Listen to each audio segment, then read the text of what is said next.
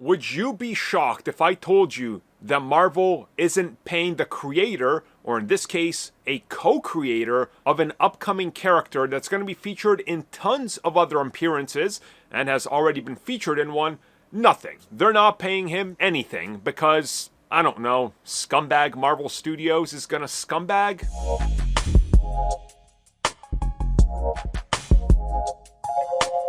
So yeah, you've probably heard this one before tons of times. Whether it's Marvel or DC or whatever, it's a story as old as live-action adaptations of famous comic book characters, and sometimes even less famous comic book characters, because their creators and co-creators many times go on to die broke, penniless, because of the lack of support they get for making or creating or co-creating some of these characters.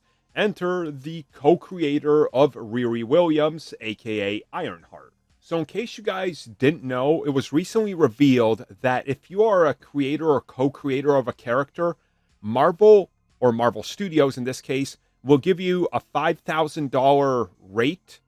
That's the one-time payment you get. That's before taxes. And well, that's what your character is worth to them using them in live action for whatever appearance they're in, henceforth going forward. It was revealed years ago, Ed Brubaker, who had a cameo in Captain America the Winter Soldier, was actually paid more for his cameo than he's ever made for being involved with the modernization and the creation of the character he's associated with in that film, aka Bucky Barnes, the Winter Soldier, specifically the Winter Soldier part. Enter what we learned just recently about Ironheart's co-creator, Mike Deodato Jr., who co-created Riri with Brian Michael Bendis in 2016. He's revealed that he has not gotten 1 cent of compensation for the character and for Ironheart. He actually posted a lengthy post over on his Instagram about how proud he is to see a character he co-created come to live action. But despite that, this multi-billion-dollar machine is not sharing any success with creators like him. And he goes on and points out that they're not asking for billions or even millions. He's at least asking for a nod, and he's not even getting that. And he says, Marvel, you can do better. And I hope you do, for the sake of the character and the people that helped you bring them to life, and now you're bringing them to life.